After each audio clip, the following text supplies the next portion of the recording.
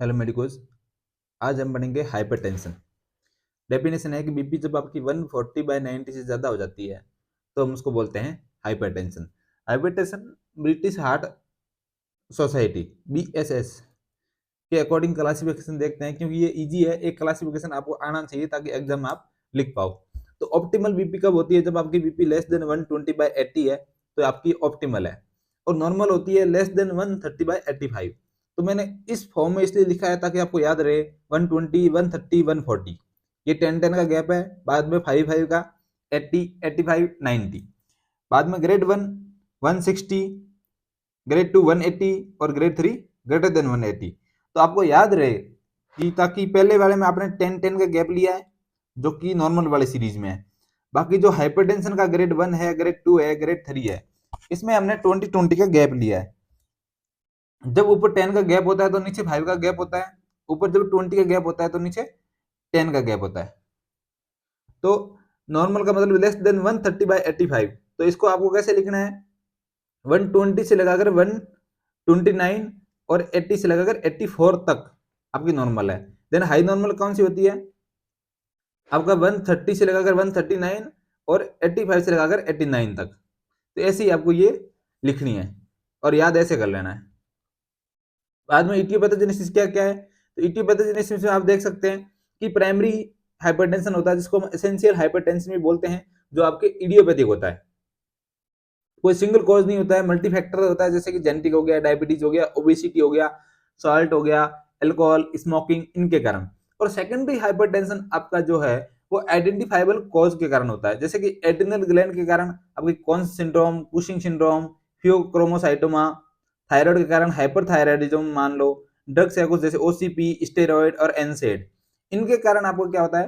Hypertension होता है। तो इसको हम सेकेंडरी हाइपरटेंशन बोलते हैं। तो देखो पैथोजेनेसिस में एसएनएस एक्टिविटी और रास एक्टिविटी ये बढ़ जाएगी, जिसके कारण आपका कार्डियक आउटपुट इंक्रीज हो जाएगा और एंडोथेलियम डैमेज हो सकता है और वेस्कुलर चेंजेस होंगे। अब वेस्कुलर चेंजेस क्या होंगे कि लार्ज आर्टरी है जिसमें स्मूथ मसल है उसकी हाइपरट्रोफी हो जाएगी। तो कार्डियक आउटपुट इंक्रीज हुआ, आर्टरी पे लोड पड़ा, आर्टरी की हाइपरट्रोफी होगी, जिसके कारण और स्मॉल आर्टरी उसकी एथेरोस्क्लेरोसिस हो जाएगा।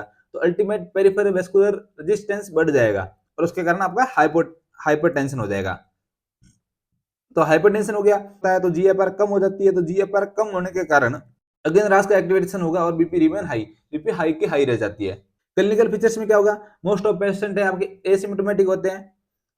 फाइंडिंग ऑफ कॉज में आपको क्या मिलेगा? ऑन एग्जामिनेशन पे रेडियो फ्यूमरल डिले मिल सकता है, रेडियो रेडियल डिले मिल सकता है, किडनी की साइज इंक्रीज मिल सकती है, कुशिंगोइड फेस मिल सकता है, लेफ्ट वेंट्रिकल हाइपरट्रोफी मिल सकती है। तो आपके सेकेंडरी जो भी कॉजेज है उनके सिम्टम्स मिल सकते हैं। इन्वेस्टिगेशन में क्या करेंगे? हम बीपी की मॉनिटरिंग करेंगे, एम्बुलेटरी बीपी भी चेक करेंगे, ब्लड टेस्ट कराएंगे, जैसे कि कोई सेकेंडरी बीपी बढ़ने के जो कॉजेज है उनके लिए, जैसे थायराइड फंक्शन टेस्ट करवा दिया, सीरम पोटेशियम करवा दिया, रीनल फंक्शन टेस्ट करवा दिया, SbA1c करवा दिया डायबिटीज के लिए, लिपिड प्रोफाइल करवा ली, ओबेसिटी के लिए प्लाज्मा रेनिन और एंजियोटेंसिन का लेवल चेक कर दिया, रास सिस्टम और अपने जो फियोक्रोमोसाइटोमा वगैरह उनके लिए रीनल एंजियोग्राफी करवा दी हमने और फंडोस्कोपी करवा दी हमने। तो ये सारे इन्वेस्टिगेशन करवा रहे हैं, वो इसलिए करवा रहे हैं ताकि हम कॉज को फाइंड आउट करने की कोशिश कर रहे हैं। फिर आपका ट्रीटमेंट में क्या है? ट्रीटमेंट में आपकी कॉम्बिनेशन थेरेपी चलती है।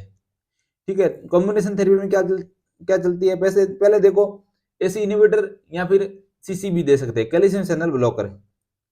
ठीक है, इन दोनों में से एक देनी है, कोई एक दी, फिर भी बीबी आपकी कम नहीं हुई तो हम A+C को कॉम्बिनेशन देंगे, एस इनहिबिटर या ARB plus calcium channel blocker. चलो फिर भी बीपी ठीक नहीं हुई तो हम क्या करेंगे? A+C+T मतलब थायजाइड्स। अब ये तीनों देने के बाद फिर भी बीपी अगर आपकी नॉर्मल नहीं होती है तो इसको बोलते हैं रेजिस्टेंट हाइपरटेंशन। ठीक है, तो अब हम क्या करेंगे? ACT देंगे, थायोक्लोराइड ये दे दी, उसके साथ कोई अदर डायरेटिक्स और ऐड करेंगे हम। ठीक है, फिर भी नहीं होती है तो हम क्या करेंगे? Alpha plus beta blocker use करेंगे। तो हमारा टारगेट होता है कि बीपी लेस देन 40/90 हो। अगर कोई कोमॉर्बिडिटीज है तो बीपी आपकी लेस देन 130/80, ये टारगेट है हमारा, याद रखना है। ऑप्शन क्या है? नॉन ड्रग है और ड्रग थेरेपी है। नॉन ड्रग में क्या है कि साल्ट का इंटेक कम करना है, फैटी मिल्क कम खानी है। बाकी आप ड्रग्स देखो, ड्रग में क्या? एस इनहिबिटर में एंजियोटेंसिन कन्वर्टेज एंजाइम इनहिबिटर में क्या देंगे आप? Enalapril 40 mg per day. जिसके कॉन्ट्रा इंडिकेशन क्या है, जैसे रीनल आर्टरी स्टेनोसिस में नहीं देते हैं, ठीक है। साइड इफेक्ट में आपका कप रेशेस हो सकते हैं, ड्राई कप हो सकते हैं, ठीक है। एआरबी में क्या होगा, वेल सार्टेन दे सकते हैं, ये भी 40 mg पर केजी 40 mg पर डे, इसमें कप और रेशेस नहीं होते हैं। और दूसरा सीसीबी कैल्शियम चैनल ब्लॉकर, जो मैंने पहले बारे में आपको बता दिया है कि डीएचपी होता है, एक नॉन डीएचपी होता है, ठीक है। आपको जब एंजाइन ने पढ़ाया तो उसमें अच्छे से बताया मैंने ये चीजें। जो आपकी डीएचपी है ये रिफ्लेक्स टैकिकार्डिया करता है एक्सेप्ट एम्लोडिपिन। तो एम्लोडिपिन कितनी देते हैं, 10 mg, और एम्लोडिपिन का साइड इफेक्ट है पिडल एडिमा।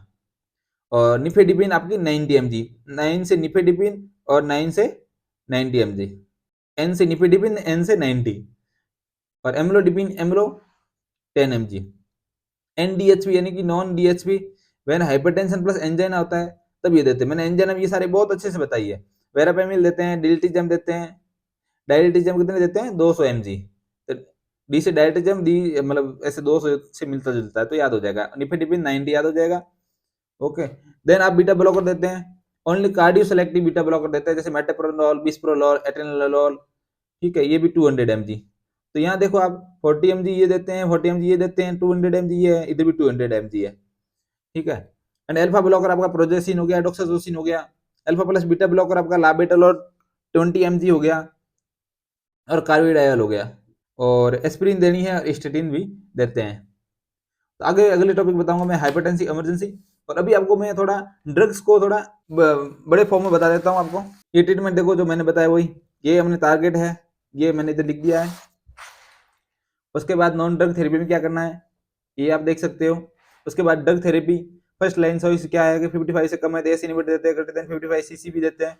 फिर एस इनहिबिटर का मैंने पूरा बता दिया आपको कि एग्जाम्पल क्या है, इनकी डोज कितनी है, कॉन्ट्रा इंडिकेशन क्या क्या है, ओके। साइड इफेक्ट बता दिए। फिर एआरबी देखो, जो मैंने आपको पहले ही पढ़ा दिया है। एआरबी के बाद आपकी सीसीबी, इसके बारे में जो पूरा कंसेप्ट था मैंने आपको उसमें एंजाइना वाले में पूरा बता दिया है।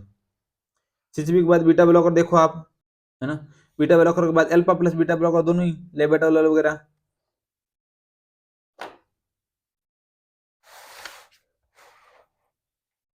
ये देखो सिर्फ अल्फा ब्लॉकर, फिर एस्पिरिन देते हैं, एंटीप्लेटलेट थेरेपी होती है, स्टेटिन देनी है, और कॉम्बिनेशन थेरेपी ऐसे चलती है।